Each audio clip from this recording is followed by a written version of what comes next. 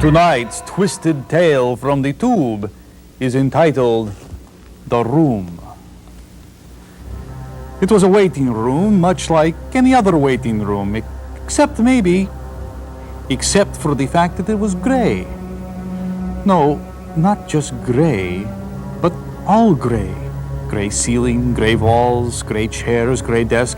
Even the receptionist looked rather gray. And the gray was not the warm, classy gray you see on so many Mercedes and BMWs. No, this gray was cold and forbidding, the kind of gray you see in those old black and white prison films.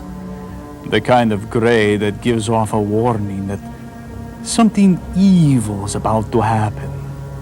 But then he had a rather active imagination. And had just finished rereading 1984 for the 5th time.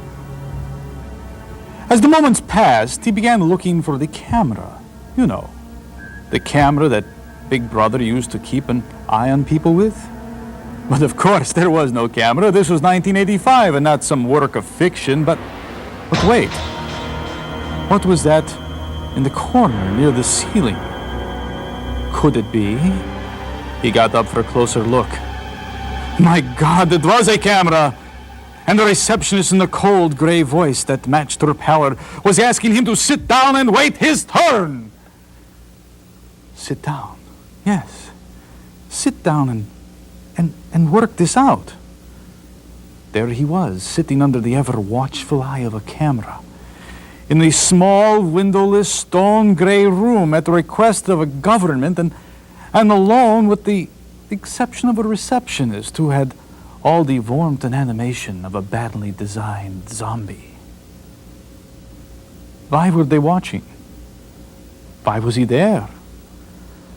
What did they want to find out? And what would they do to him to find out what they wanted to know? The fear began to grow. His hands became cold and sweaty as he loosened his tie while keeping one eye on that camera and another one on that blank, gray door behind the receptionist.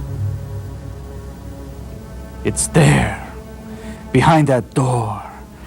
That's where the evil is. And just as long as it's shut, nothing could hurt him. But just as if the camera were reading his mind, the door opened. Ever so slowly at first, just beginning to reveal the dark, sinister outline behind it. He quickly shut his eyes. Maybe it'll go away. Maybe it's all a dream. But no matter how he tried to convince himself otherwise, he heard the heavy footsteps get closer and closer and closer until they seemed to stop in front of him. He waited for what seemed an eternity, but then heard no more sounds. He listened carefully. Nothing. Maybe it was a dream. Maybe he was still in bed. But the only way to be sure was to open his eyes. Mustering up all his courage, he raised his head, imagined his bedroom ceiling, and finally, totally convinced that there was nothing to fear, he suddenly opened his eyes. Well, hello, and welcome to the Internal Revenue Service.